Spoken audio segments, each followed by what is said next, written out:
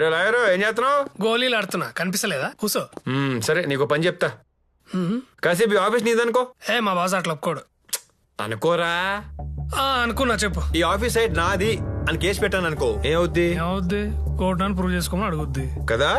ఆ తర్వాతే నన్ను అడుగుద్ది. నువ్వు జెన్యూన్ అయితే ఓకే, లేకపోతే మోర్లో పడతాం పోయి. ఈ పాయింట్ ని బేస్ చేసుకుని కొంతమందికి నోటీసులు పంపిద్దాం.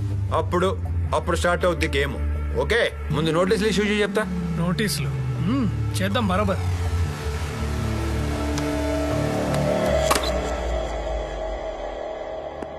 ఈ హోటల్ సైట్ తనదని కేసేశాడు సార్. మన సైట్ మీద కేసేసాడా? ఎవడాడు?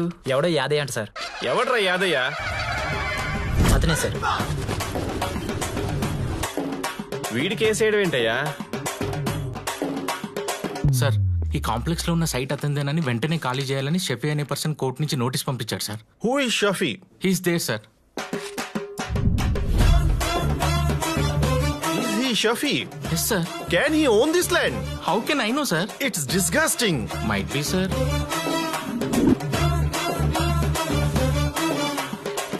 ఎవరి పద్మావతి? వంకాయలు, మునక్కాయలు, బెండకాయలు, దోసకాయలు. మహేందర్, ఈ రోజు వచ్చిన ప్రాపర్టీ కేసుల్లో కామన్ గా ఒక ఇష్యూ ఉంది, తెలుసా నీకు? ఏంట్రా అది? హోమ్ మినిస్టర్ కి ఈ ప్రాపర్టీస్ లో పార్ట్నర్షిప్ ఉందని బయట అందరూ చెప్పుకుంటున్నారు. ఇప్పుడు అదే ప్రాపర్టీస్ మీద కేసులు పడ్డాయి. అంటే దీని వెనక ఖచ్చితంగా ఎవడో ఉన్నాడు.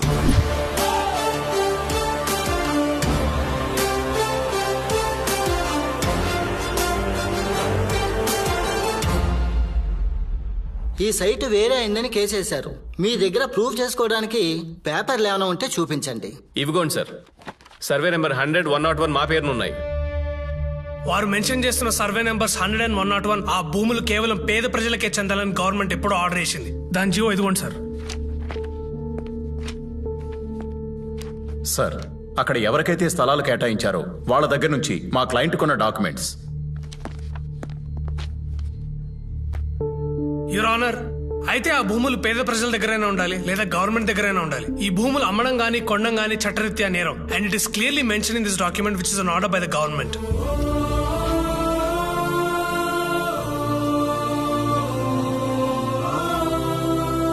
యాదయ్యని ప్రవేశపెట్టండి.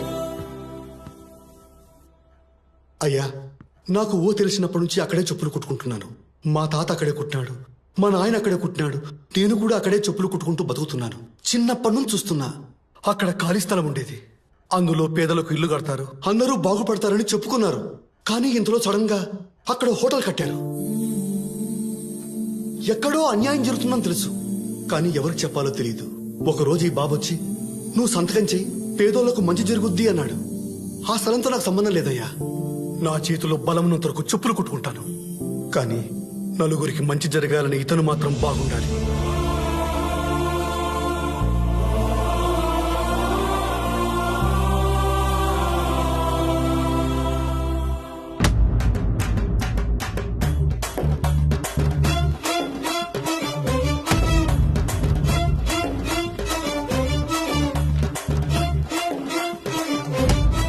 ఇది పేద ప్రజలకు కేటాయించిన స్థలం కాబట్టి ఈ ప్రాపర్టీని అక్కడున్న పేద ప్రజలందరికీ సమానంగా పంచాల్సిందిగా గవర్నమెంట్ని ఆదేశిస్తున్నాను.